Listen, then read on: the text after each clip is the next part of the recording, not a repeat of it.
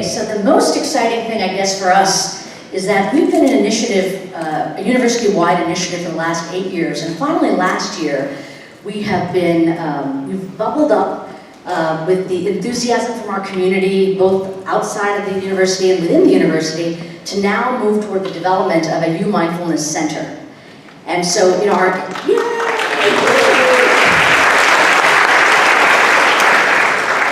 So the intention for this center is to really kind of amplify everything we've been up to with regard to research and the practice opportunities, retreats, community offerings, community partnerships, all of that. And I want to just take this moment to thank our advisory board, because we really would be lost without them, both in terms of supporting our funding initiatives as well as our programming to guide us to do a great job.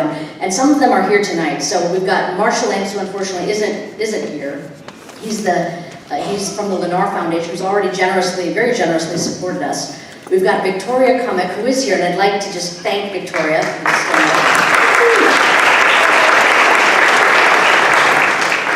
Dean Rebecca Fox. Where is she here? I don't think so. Dean Fox, woohoo! She is the Dean of Continuing Studies here at the University of Miami. We've got Luis Gallardo. Luis, stand up, please. Paul Singerman, and Paul's not here, but his lovely wife Marta's here, so thank you very much.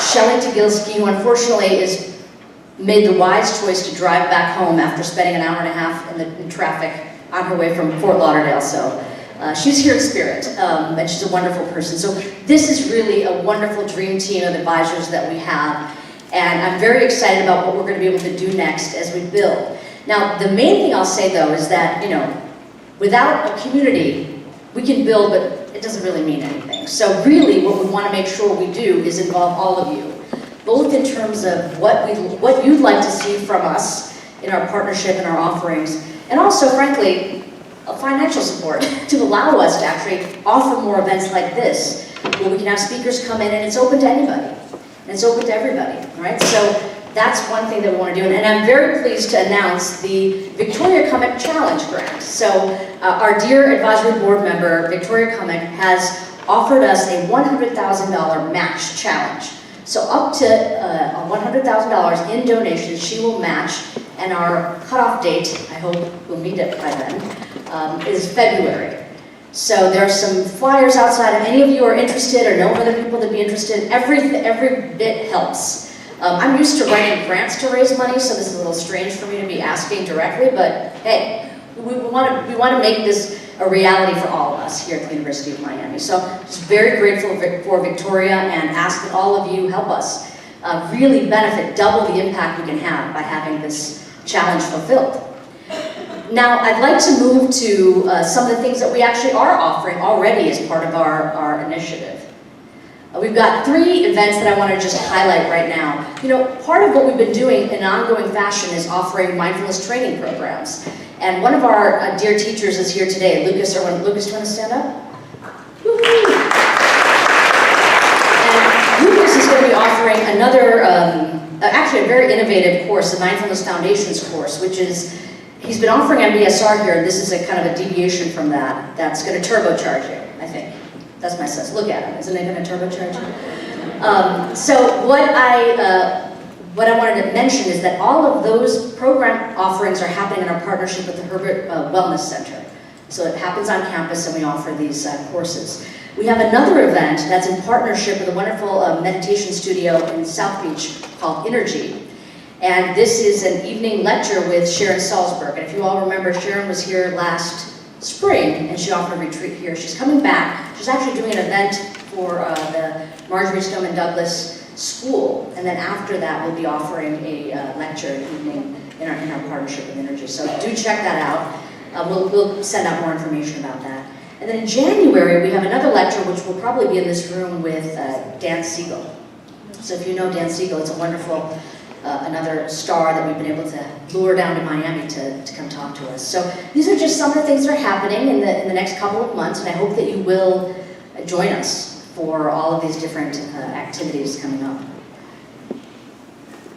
Now, many of you probably know this, but some of you may not, that we really are piggybacking on the generosity of Kristin and Chris Germer, who are actually here for a 2-day workshop that they're offering on mindful self-compassion.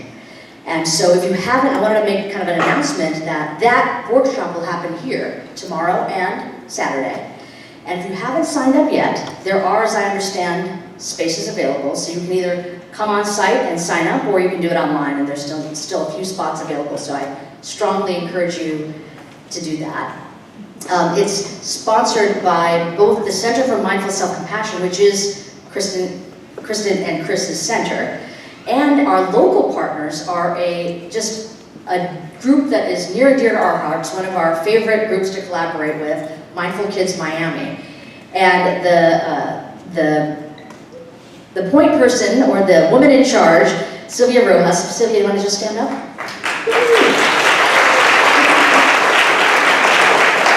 Sylvia and her wonderful group of volunteers will be supporting the workshop for the next 2 days, and we're thrilled to have them as one of our partners in a lot of the activities we do. I want to just say a few things about Mindful Kids Miami. It's a terrific nonprofit organization, as its name says, is tied to the mission of supporting wellness with our children, with our educators. And they offer, through a tremendous teacher, Patricia Isis, a mindful self-compassion course, the same course that Kristin and Chris developed.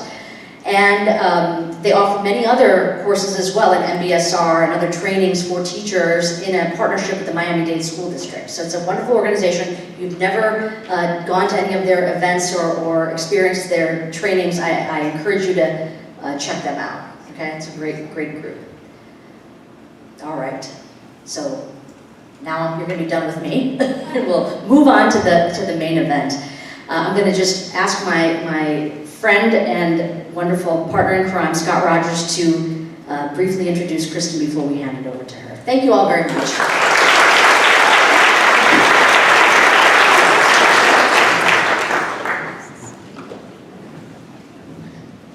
Thank you, Amishi, and thank you for all that you do. Our partnership, our collaboration, our research, etc., has been deeply meaningful to me in terms of my understanding of this thing that we're all interested in exploring and being able to share it in ways. Thank you to our board for meaningfully, as you said, contributing to where we're going and the wisdom and compassion to guide us.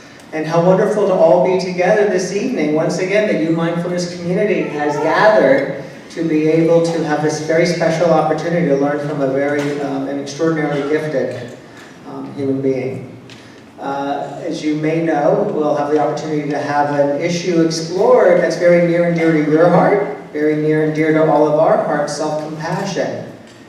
Kristin Neff is on the faculty of the University of Texas at Austin, where she's an associate professor in the area of the Department of Educational Psychology, which she's been for about 20 years. And interestingly, in that 20-year span, she was one of the very early, in fact, perhaps one of the earliest, if not the groundbreaker in the area of empirically researching to learn more about self-compassion.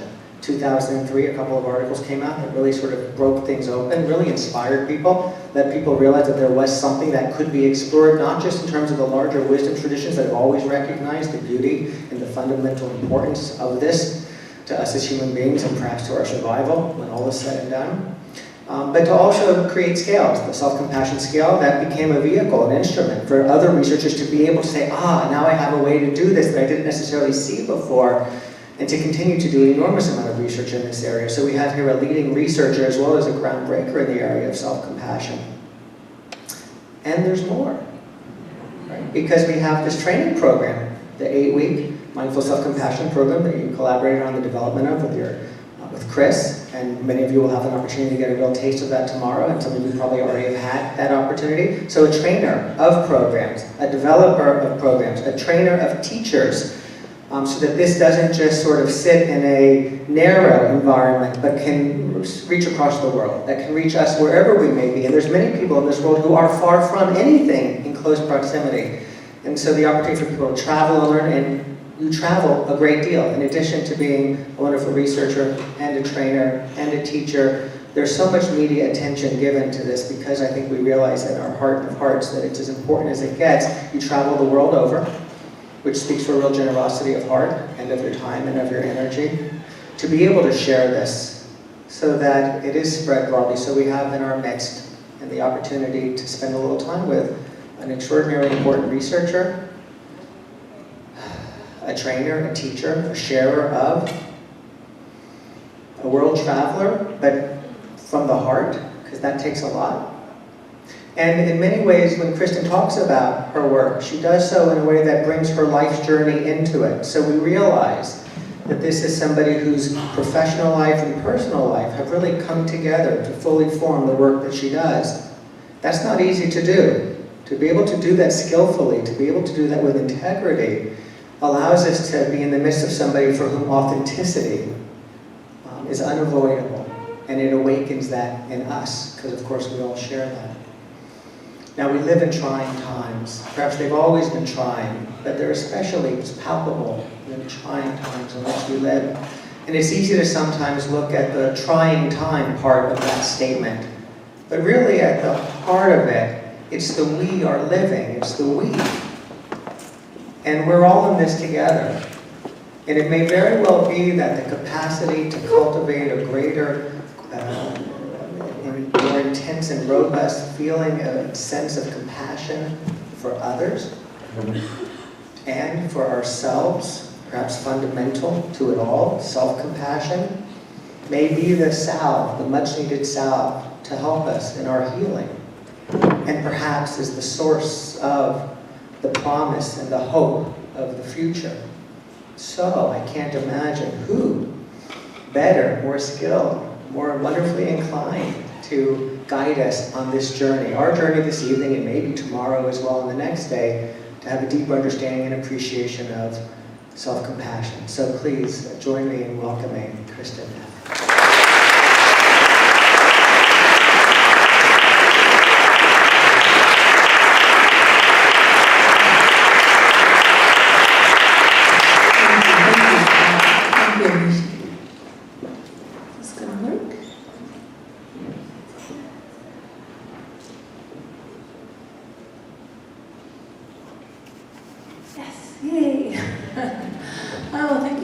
My first time to Miami, it's really humid and lovely and tropical.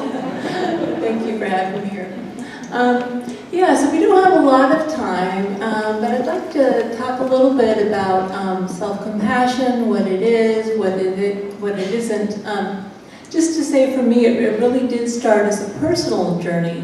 I didn't invent the idea of self-compassion. I actually learned about it when I first learned mindfulness meditation way back when I was finishing up my Ph.D. And I was under a lot of stress, so I learned mindfulness hoping it would help with my stress. And the woman leading the mindfulness course talked a lot about the importance of including yourself in the circle of compassion, of extending yourself support, kindness, and care in addition to others. And so I started doing that, and I was just shocked at the huge difference it made just by kind of stepping outside of yourself and extending to yourself the same compassion you normally extend to others. It just really, really helped me. And then what happened is I was practicing self-compassion in my personal life, and my first job was a postdoctoral study with one of the country's leading self-esteem researchers. And so I actually want to start my talk by talking about what self-esteem is, because eventually how I introduced the construct of self-compassion to the academic field was by trying to say, hey, this is a different way to feel good about yourself that doesn't have the same problems. So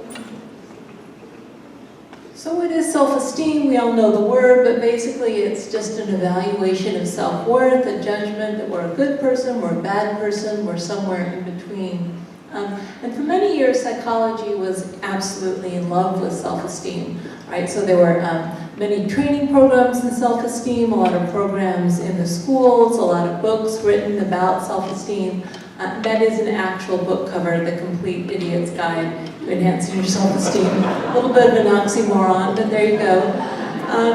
And there's a reason that psychology was in love with self-esteem. It's because we know that people who have high self-esteem have much better mental health than people who have low self-esteem, right? They're less depressed, less anxious, they're happier. And so of course the thought was, okay, well we need to teach everyone to have higher self-esteem. But then there kind of became a backlash against self-esteem. There's nothing wrong with having self-esteem. It's actually good to have high as opposed to low self-esteem. The problem is that if you have it, but it's how you get it. What the field of psychology realized is many of the ways we get our high self-esteem actually aren't that healthy.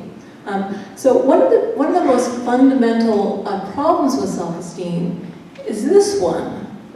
To have it, we need to be special and above average, right? Any of you, if something you really valued, if I said, yeah, you're average at that, you'd be devastated, right? So the slight problem, of course, with everyone needing to be special and above average to feel okay with themselves is it's logically impossible, right? So if you think about that, our self-esteem is predicated on a logical impossibility. We can't all be above average at the same time by definition.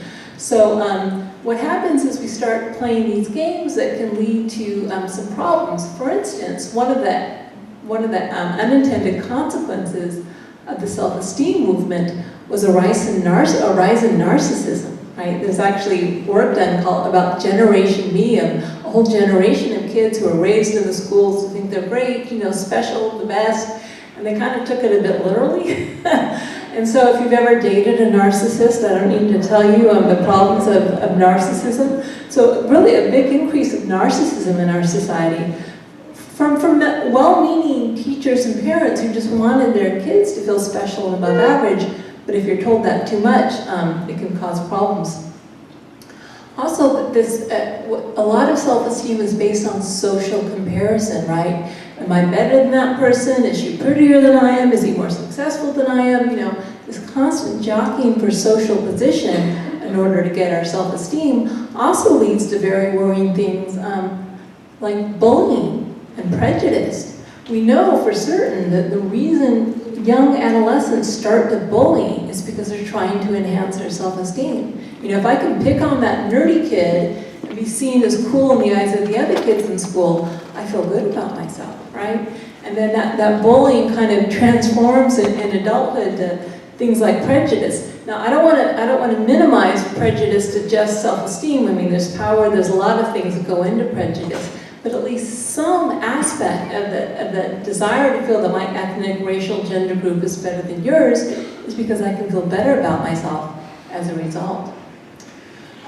This is another one we're seeing, especially among some of the millennials and a lot of people that I teach in my undergraduate courses, perfectionism. People are so wedded to getting exact. It's the people who get the A- in my class that come to complain to me, not the people who get the B's. They're like, oh, well, I got a B, But this perfectionism, this need to get everything right, because if I'm not perfect, then somehow I lose my self-esteem. And there's a lot of stress, both in the workplace and in academia, caused by people feeling they need to be perfect.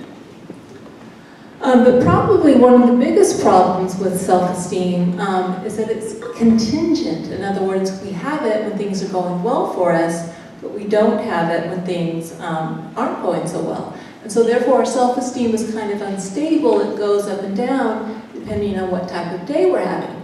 And I'm going to actually tell you a true story of a time when my self-esteem was hugely elevated and it dashed within 3 seconds. First of all, I should probably say, why do I have these pictures up? The three main sources of self-esteem for people are social approval, perceived appearance, and success. And for women, it's actually perceived appearance. And so one day I had my perceived appearance skyrocket and plummet so quickly. I was actually, true story, I was going with a group of friends to an equestrian stables. It was about when I was in graduate school. And there was this old Spanish riding instructor, and I guess he liked my Mediterranean looks, and he said, "You are very beautiful." So the group of friends, "Oh, thank you. Don't ever shave your mustache." So self-esteem is fickle, right?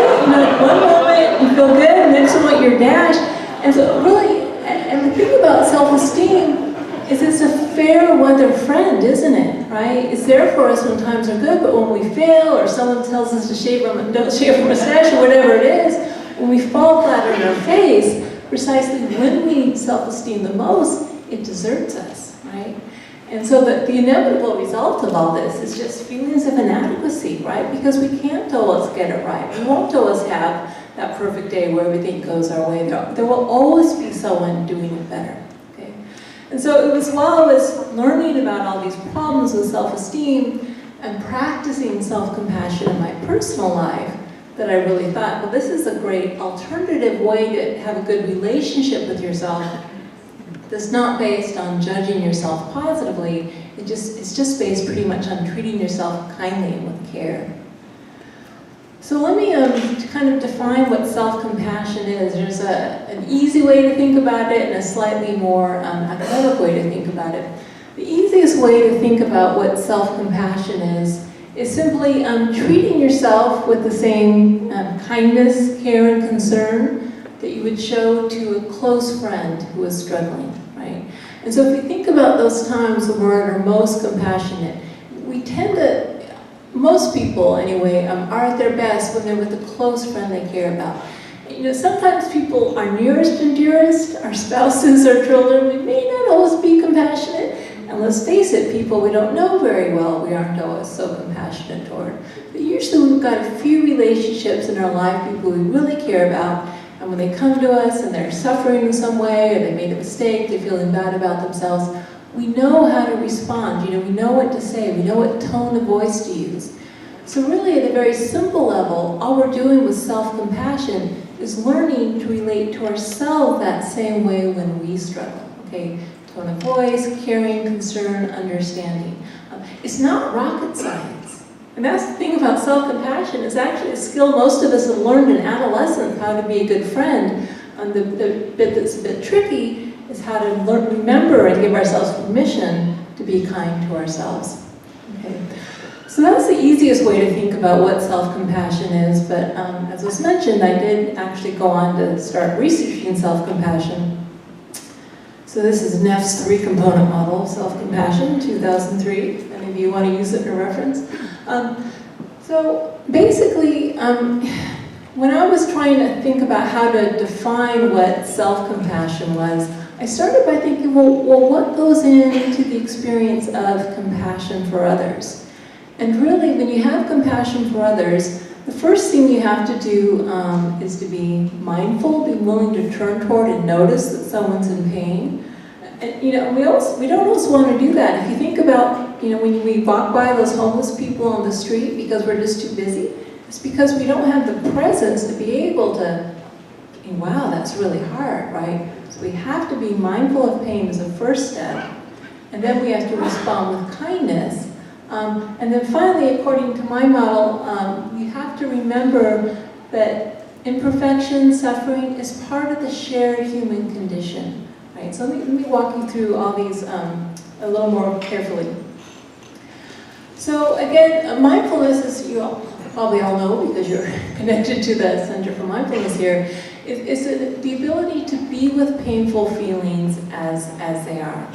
And so you might think that we're always aware that when we're suffering or we're having a hard time, but actually often we aren't. Either we're so lost in problem-solving mode, we don't even pause to say, wow, this is really hard. We're just in the midst of it. We're over-identified with it. We're lost in it. So we actually aren't able to step outside of what's happening to us to give ourselves that compassion. So we need to be mindful. And then we need to be kind to ourselves, right? Which is kind of what I talked about earlier, treating ourselves like a good friend. But very important, compassion is often defined as concern with the alleviation of suffering. So part of being kind to ourselves after we notice that we're suffering is having this supportive attitude. What can I do to help myself in the moment, okay? But this is really, this common humanity piece is so key, and I really, it took me a while to come up with this. My first model was just the first mindfulness and kindness, but I was really struck with the question, what's the difference between self-compassion and self-pity, right? Because we know that self-pity is not a very helpful state. The difference is other people, right? So with self-compassion, we recognize it's not just me, it's not woe is me, it's just recognizing the human experience is difficult for everyone. Everyone's imperfect. Everyone leads an imperfect life. And it's funny because we all know this logically in our heads, but if you think about those moments, especially when you fail or you make a mistake or you're feeling inadequate or you get that phone call for the doctor, in that moment we feel like something has gone wrong. This shouldn't be happening. As if what should be happening is perfection, and when things aren't perfect, something has gone terribly wrong. And what happens when we make that little misperception is not only are we suffering, we feel isolated in our suffering, like it's just me. And when we can turn this around, it's very, very powerful. So I'll tell you another little story about one time when I really felt this very powerfully, that when you bring in common humanity, how it changes things. It was when my son, some of you may know my son is autistic. And when he was about 5 years old, I took my son to the park, and we were there, and there were other parents there with their children. And all the other kids were, seemingly having this wonderful time. They were playing with each other, they were playing with their parents, it was a lovely day. And here is my son, just on top of the slide, stimming away, banging the slide, not interacting with me, not interacting with the other people. I'll admit it, I started going down the rabbit hole of self-pity. Why me? Why can't I have a normal, unproblematic relationship with my child like all these other parents? But then I caught myself because of my self-compassion practice, and I said, Kristin, really? You're assuming that all these other parents have and will continue to have a totally perfect, unproblematic relationship with their kids? Are you kidding? Yeah, maybe it's not autism, but it could be any sort of other mental health issue, physical health issue, or at the very least, there is bound to be conflict in these parent-child relationships because that's what it means to be a parent. We struggle with our children, we do the best, we love them anyway, and that actually defines what it means to be a parent. Perfection and parenting, those two words do not go hand in hand, right? And so the second I made that reframe, it was like I went from this rabbit hole of self-pity to feeling so connected to all the other parents on that playground in the common humanity of the fact that, yes, we all struggle, right? And so this is the power of common humanity with self-compassion. The word self is, you can also, if you don't like the word self, you could just say inner, because there's actually less sense of self and self-compassion. It's really just including yourself in the circle of compassion for everyone. Okay, so I want to actually talk about some new thinking that Chris Germer and I have been going with in terms of understanding what self-compassion is. I'm actually very excited about this new line of thinking. I haven't yet done research on it, so don't ask me questions about that yet. But I think it's really important, as I've been teaching this more and more, I've been recognizing that people are often a little confused about what self-compassion is. They tend to think of self-compassion just in terms of its yin aspects, but there are also yang aspects. Okay, so yin and yang is supposed to, you probably know, is an essential dialectic that you find in Chinese philosophy. So yin is kind of more soft, yang is more energetic. So there is yin self-compassion, which involves being with ourselves and our pain in a compassionate way. So comforting ourselves, soothing ourselves, validating our pain, right? This is actually, most of my work is focused a little bit more on developing the yin self-compassion, but there's also yang self-compassion, and that means acting in the world in a compassionate way. So protecting, providing, motivating change in the world. This is all really important. So maybe, the prototypical yin compassionate image is like a mother soothing her crying child.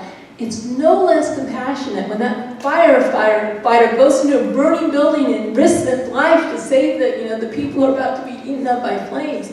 Or the mother who works 3 jobs to put food on her table for her kids. So really self-compassion entails being with and acting in the world. And if you think about what these feel like, I think it's good to use slightly different language. Yin self-compassion, if you think about these three components of kindness, common humanity, and mindfulness, it feels like loving, connected presence. Okay, so when you're in a state of self-compassion, you know, when you're suffering in some way, you are in a state of loving, connected presence. It's kind of a tender feeling. But the way this manifests with Yang self-compassion is fierce, empowered truth.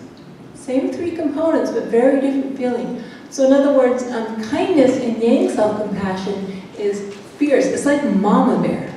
You know, mother bear may like soothe and comfort her cubs, but if you come after those cubs, she's gonna, you know, she's not gonna be pretty, right? So that mama, that fierce energy, that protective energy, which can be applied to others, but also to ourselves, standing up to harm, right? That's fierceness. Common humanity, right? So we're connected, but common humanity is also where we get empowered.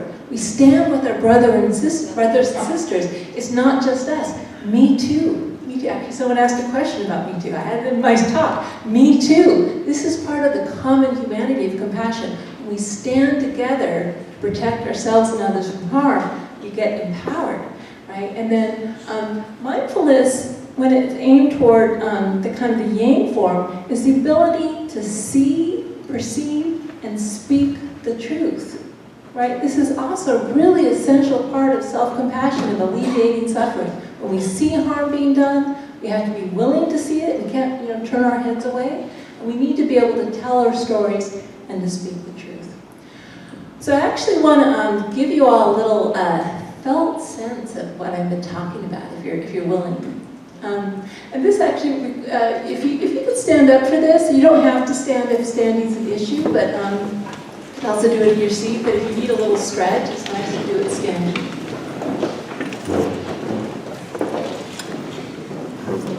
Right, so just to feel these things in our body. I've got this handheld mic, but I'll do my best. The first thing I'd like you to do is take two fists and make a tight fist in front of you like this.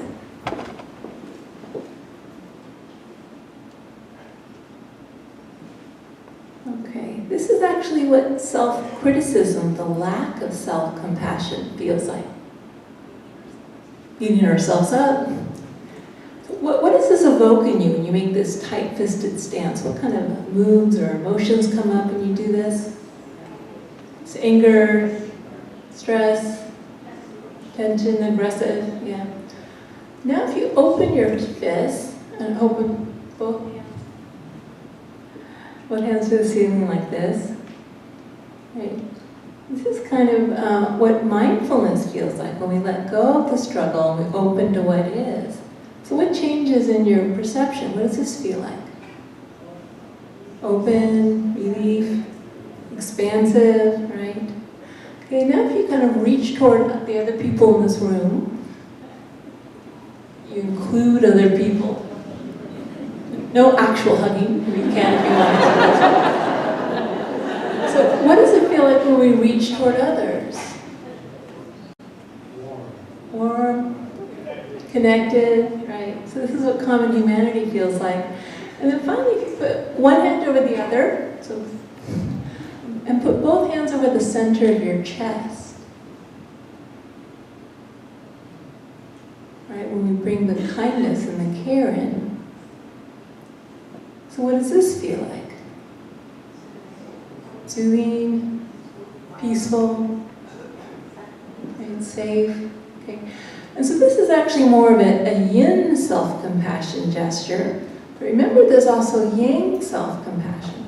So I'd invite you to adopt what in martial arts is called the horse stance. Some of you may know this. You kind of put your legs shoulder width apart, and you kind of tuck in your tailbone, you bend your legs a little bit, right? And the idea is this: when you have your center, you've got your center of balance, you can take action and meet whatever comes your way without losing balance, right? So this is yang self-compassion. And sometimes yang self-compassion feels like, no! You do it 3 times together. No! No! No! Okay, so feel like what's happening in your spine, your energy. What does this feel like? Powerful. Yeah, you feel like ready to make some change. Get out and vote, people.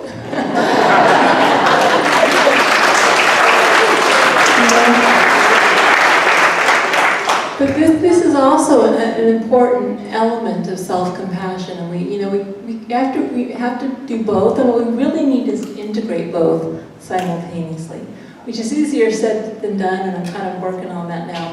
But anyway, okay, you can have a seat.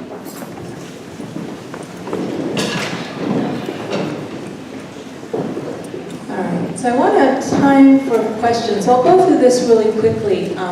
Just to say there really is an explosion of research on self-compassion, which is really cool. So yeah, back in 2003 there was me, and then 2004 was me and a couple grad students. And then now there's, I think this is even outdated, there's a classic exponential growth curve of research on self-compassion.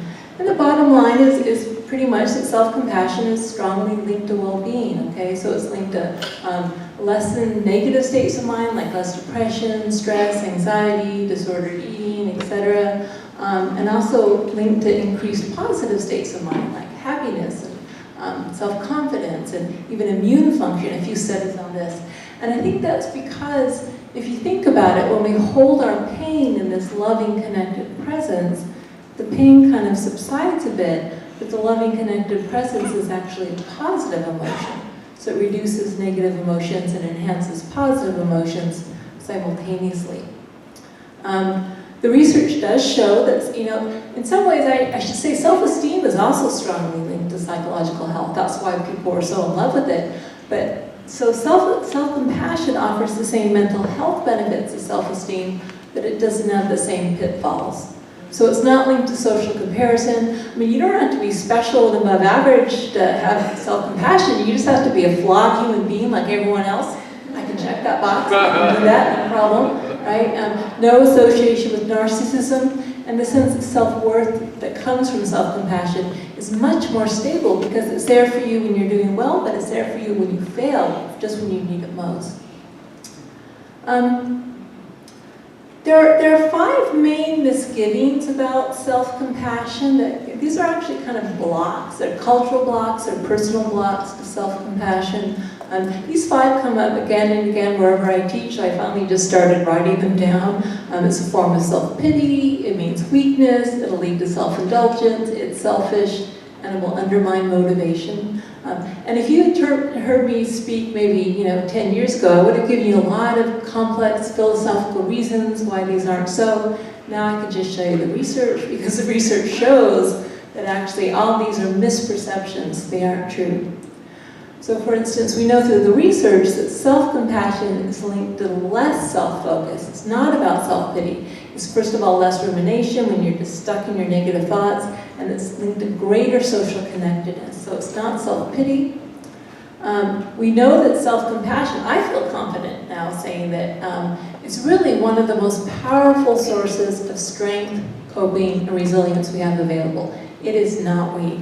And the reason I have this picture of soldiers, just to give you an example of a study, we looked at soldiers coming back from Iraq and Afghanistan who had actually seen action. And we measured their self-compassion level, and then we followed them up 9 months later to see which soldiers developed PTSD and which didn't. And what we found was that soldiers' level of self-compassion was a stronger predictor of whether or not they developed PTSD than degree of combat exposure. Right? And so what's this saying is that even those soldiers who maybe saw a lot of horrific stuff, if they're able to be kind to themselves as opposed to cutting themselves down, feeling a lot of shame, if they were able to support themselves, they were less likely to develop PTSD. And we see this finding again and again, whether it's parenting a special needs child, going through a divorce, dealing with cancer. Self-compassion is a strength. And if you use, and again, the soldier example, if you think about it, life is a battle sometimes, right? And when you go into battle, do you want an inner ally at your side, a friend who's supporting you, or do you want an enemy inside your head cutting you down? So self-compassion is basically going into battle with your allies as opposed to an enemy. So that makes a lot of sense. It's not linked to self-indulgence, it's linked to healthier behavior, taking care of yourself, going to the doctor, etc. not linked to selfishness. In fact, we know that self-compassion is linked to more caring behavior, better relationships, right? So actually, we found that people rate their partners as more intimate, more caring, more giving when their partners have higher self-compassion levels. People are more forgiving, they take others' perspectives. So it's really not focused on the self. In fact, what you're doing with self-compassion is you're dissolving the boundaries between self and other by saying, I matter, you matter, we all matter. Whereas if it's just shame versus compassion, then we're like putting a wall between ourselves and others, which actually doesn't help. And then finally, the big one, this is actually the number one roadblock to self-compassion, is people think will undermine their motivation. The research shows us the exact opposite, right? So self-compassion, care, is a source of motivation. If you care about yourself, you'll still have high standards, you'll want to do your best. The difference is, when you fail and you make a mistake, do you beat yourself up? And if you do, you're going to undermine your self-confidence, develop performance anxiety, develop fear of failure. People who are more self-compassionate, when they fail, they still keep trying. They just pick themselves up. What can I learn from this? They keep trying, and they try again. So it actually enhances motivation. It doesn't decrease it. I'm sorry, I know I'm rushing a little bit because I want to get ahead of time for questions. But just this last point, can self-compassion be taught? Yes, absolutely. As Amishi mentioned, we've had this mindful self-compassion program now, and we've worked on it for about 8 years, and I have to say I feel pretty proud of it. It flows pretty well, and it's taught all over the world. Probably 20,000 people have taken the program at this point. We've trained a lot of teachers. And this may sound like a plug, it's really not. But we just came out with a Mindful Self-Compassion workbook, and I say that just because Chris and I, we were worried about it, but we wanted to make this program accessible to a lot of people who wouldn't have access to the program otherwise.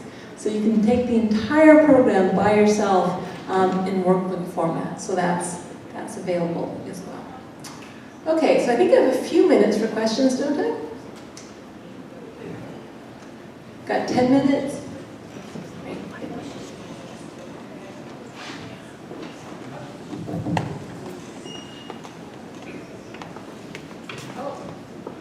So sorry, just have to, you weren't rushing for nothing, because I think it's great. We really appreciate what you've said, and we want to have time to directly ask you questions. But you might have noticed that there's all that food and stuff out there. I wish I could say it's all for us, but sadly it's not. There's actually another reception happening there for the Dean of the Medical School, and in about 15 minutes, probably about 5 to 15 minutes, there may be loud music and a piano playing. So part of the reason I wanted to ask Kristin to make sure that we were at this point where we weren't being interrupted by that was because of that, just so you're aware. And the other thing I'll just say right now while I'm holding the mic is when it's time to leave, I ask that you please just leave through the doors in here to go directly outside so we don't have to interact with anything happening out there. We'll just stay in our self-compassion bubble. All right. Okay, yes. Hi, Kristin. My name is Joe Constantine. I drove from West Palm Beach tonight to be here with you. I've been following you for a number of years. And your work has changed my life. So one of the things that I want to ask you about, and I want to find out more about, is you talk about, in your take, or maybe Chris, or you, in your meditations, you talk about this work, in which specifically comes to mind is when I put a hand over my heart and my stomach, that it evokes a mammalian response. So could you speak about that? And also I want to know, does that tie into like our neurochemical, the creation of endorphins and neurotransmitters when we do this? Thank you. Yeah, I'll try to give the short answer. I cut out those slides just because of time, but basically, we really have two main ways that we can keep ourselves safe. The oldest way, like even reptiles have this, is the fight, flight, or freeze response, right? And so actually, when we're beating ourselves up, when we're criticizing ourselves, what we're actually trying to do is keep ourselves safe by trying to attack the problem, fighting the problem. Unfortunately, the problem is ourselves. So we beat ourselves up, and then so that can lead to self-criticism or shame or getting stuck in our heads. But it's important to know that this is actually a way to keep ourselves safe. Don't beat yourself up for beating yourself up. Because it's just a part of you that wants to have control, wants to correct your behavior because you feel like you're doing something wrong, you're scared. So that's a one way to stay safe. But the big advance from reptiles to mammals, of course, was the mammalian caregiving system, right? So reptiles, like, they don't care about their young, they eat their eggs, they don't really, there's no attachment bond. But mammals, they have an attachment bond, and that's because there's a long developmental period with mammals where your brain can adapt to the environment. And so there's a system where we feel safe when we're in the context of like warmth, touch. The reason our program is kind of touchy-feely is that physiologically, as human beings, we are programmed, our brains are programmed to design, to respond to caring touch as a signal of care. We know very powerful. Maybe your head can't go there, but when you put your hands on your heart, you're actually activating your parasympathetic nervous system. You feel safe. And tone of voice is so important. They've actually done research all around the world, Dr. Kelter, and around the world there's the universal sound, same sound of compassion. And we're going to make it all together on the count of 3. 1, 2, 3. Oh, exactly. Right? So tone of voice, touch. So we know, for instance, in terms of the research, we know it increases heart rate variability. I'd be lying if I said that we connect the dots to oxytocin. We know that for other touch, but I'm talking with Sue Carter, one of the leading researchers, trying to get her to do this study. But it's likely that it releases oxytocin and those types of hormones. So absolutely, there's a physical basis for self-compassion. As long as you're human, as long as you're a reptile, you've got a pretty good fighting chance of having self-compassion. So, yeah. That was a long answer, sorry. Any other questions? Yeah. So my question is, what you said when you aptly pointed out, don't beat yourself up for beating yourself up. That starts a spiral that in many ways is the momentum. What do you recommend once you start going down that slippery slope? How to come back out and offer yourself that compassion, or at least reverse some of that downward spiral? Yeah, so the thing about compassion is you can always start where you are. So you can notice the pain of being in that downward spiral and try to give yourself some kindness and compassion. It really hurts when I beat myself up for beating myself up. So in other words, sometimes I talk about going to the outer layer, of the pain. Like, I can't do the self-compassion practice. Oh, that's really frustrating. I do have to say it's probably a good time to bring that up, especially with some people. It depends on your history, how your parents raised you. For some people, self-compassion can be a little activating. So we say, you give yourself unconditional love and you remember all the conditions under which you were unloved. It's actually very natural. And so for some people, putting their hand on the heart, it doesn't evoke memories of being cared for and soothed, maybe it evokes memories of just the opposite. And so for some people, the path of self-compassion has to be taken a little more slowly. You kind of like put your toe in and step back out. You don't like, okay, I need to be self-compassionate. It hurts like hell, but I'm going to do it. That's not really self-compassionate. So sometimes the most self-compassionate thing is, whoa, I think I'm going to turn off her tape and I'm going to have it more bad because that's what I need in the moment. So really it's like you having a lot of flexibility into how you give yourself compassion and what you aim it toward. Really self-compassion is just an intention to help alleviate your suffering and be kind to yourself. And the way that manifests can take a lot of different forms. So it's kind of a complicated answer, but you might try just giving yourself compassion for the pain of not being able to give yourself compassion, and then you can start there. Yeah.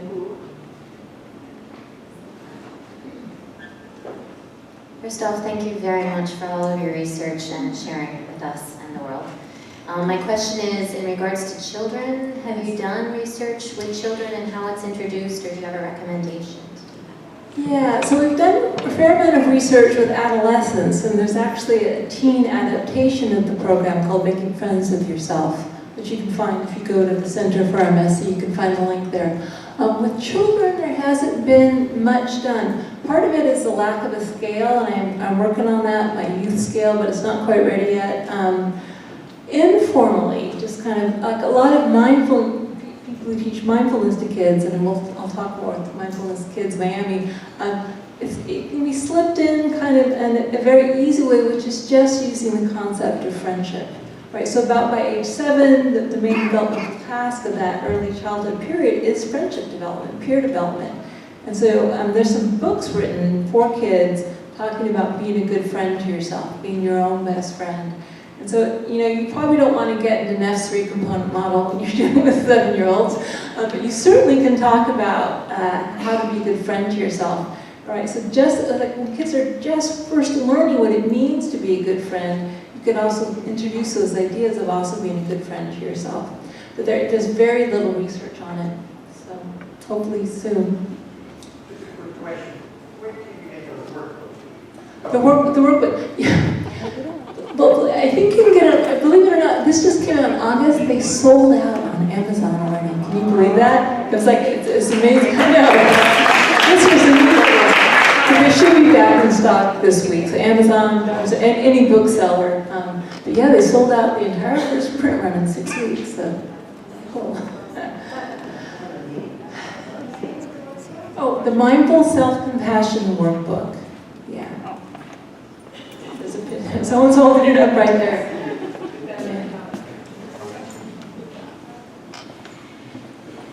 Any other questions?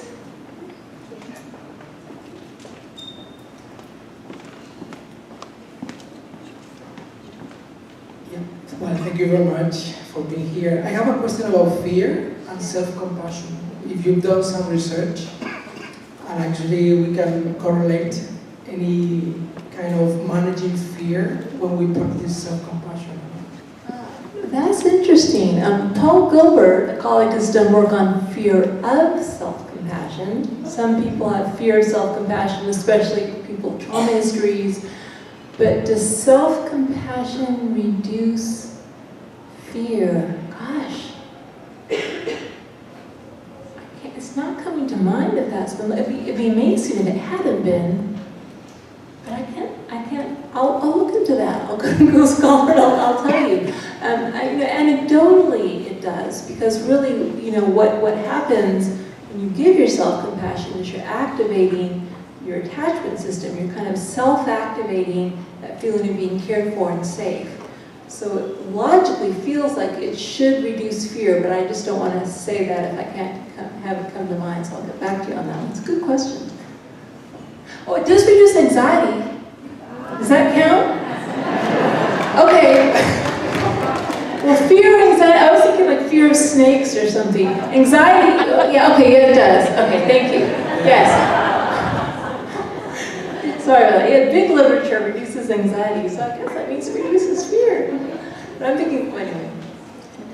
Thanks so much. I'm actually a bit brainwashed because I just came from Bhutan. Oh, okay. And actually, in Buddhism, when you get to realization, it is because you are fearless. Right, yeah. So if self-compassion actually helps us to be fearless, that would be very powerful. Yes, absolutely, yeah. Yeah, well, actually, just like my component of common humanity, I really wanted to call it interdependence or interbeing, but I thought it would be too hard to understand.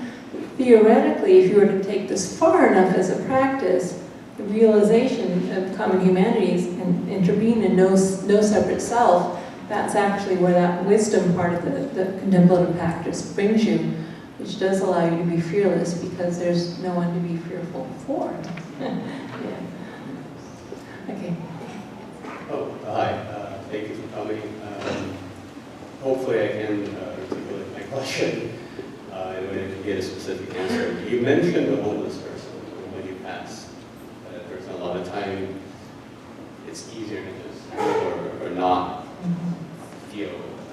Can you speak a little bit about the balance of being compassionate to others and at what point some of that may become detrimental when you start to take too much in and that kind of destroys your own self-compassion because you're like, oh, you Yes. can't change the world and this never enough. You know, I hear what you're saying. So there's a couple questions there, I think, embedded in your question, which I'll try to answer both. First of all, just in terms of the relationship between self-compassion and compassion for others, it's often said kind of as a truism that you have to have self-compassion before you can have compassion for others. Well, actually, empirically, that's not true. Many people, and I bet there are many people like this in this room here, are actually very kind, giving, compassionate people to others and treat themselves radically differently. And so among college undergraduates, there's actually not even a significant correlation between the two. As you get older and have a little more experience, they do tend to go hand in hand more, but it's always in that same direction, people being more compassionate to others than themselves. It almost never goes the opposite way. But I think in terms of like what you're talking about, can you be too compassionate to others? That's where I think the more recent work being done, distinguishing empathy from compassion is really important. So empathy, which is just emotionally resonating with people who are in pain, that absolutely can drain you. And you can have empathy fatigue. So the new saying people like Tanya Singer and Metro Ricard talk about, there is no such thing as compassion fatigue, only empathy fatigue. So if you just resonate with others' suffering without giving yourself compassion for, wow, it's so hard, I'm feeling overwhelmed, I'm feeling burnt out, I don't know what to do, and all the confusion. If you just empathize without also giving yourself compassion or giving the other person compassion, kind of holding their pain in this loving, connected presence, it will burn you out. Right? But I really, I'm a caregiver of an autistic kid, so it's kind of a special thing for me, self-compassion for caregivers. I think self-compassion is the biggest gift you can give other people if you're a caregiver. Not only because it gives you the resources to care for others, but empathy goes two ways. So you're getting burnt out because your mirror neurons are resonating with that person's pain. But when you fill yourself with loving, connected presence, and the other person is resonating with your loving, connected presence, it's a secondary way to help them. I mean, my son, I used to see this all the time. He would have these horrible tantrums. And sometimes I would get frustrated or overwhelmed or, have a bad reaction. And he would just ramp up. But when I remembered to do my self-compassion practice, I put my hand on my heart, I'm feeling so overwhelmed, this is so hard, and I call myself by my sweet names, I'm kind of a mom, so I do that. And he would calm down. So if you think about what energy are you bringing to all these other people whose mirror neurons are resonating with you? Are you bringing self-criticism, anger, frustration, shame? Everyone you meet is going to resonate with that. Or are you bringing compassion, kindness, love, connectedness? Everyone you meet is going to resonate with that. So that's why I really think it's an absolute fallacy to say that self-compassion is selfish. It's not. It's a gift to other people in many, many ways. Did that answer your question? Good enough. It's, you can talk more afterwards.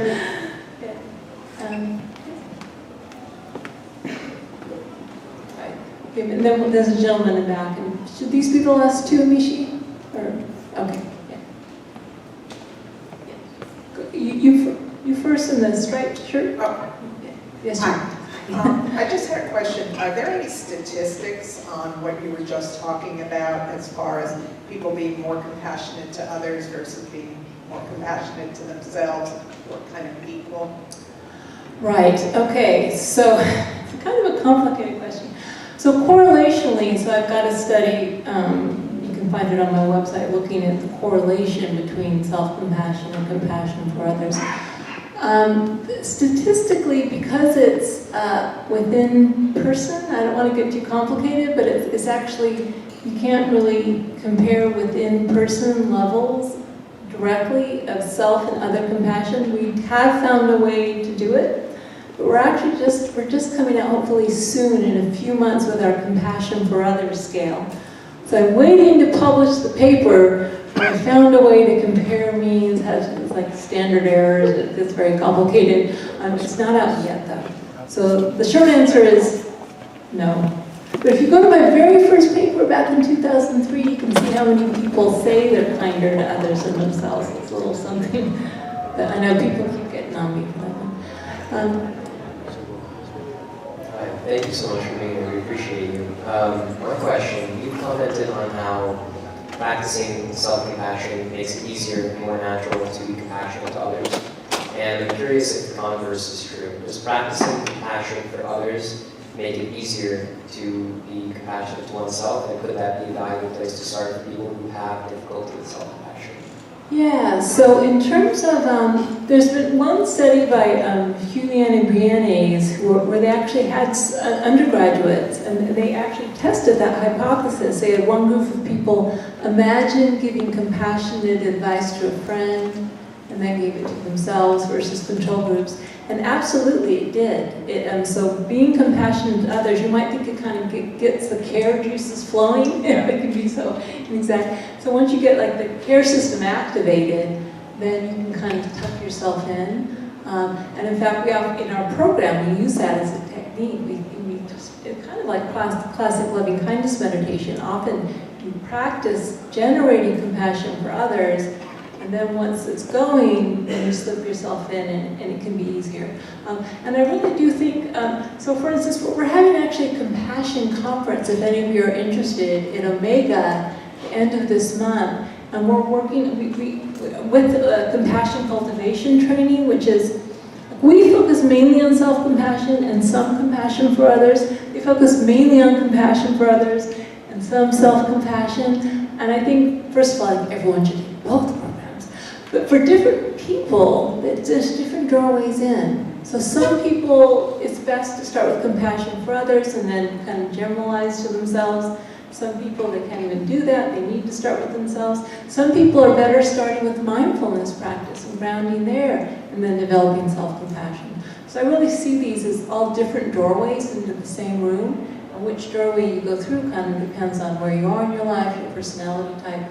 But I can give you that reference if you're interested. So yes. Thank you. You should have just said yes.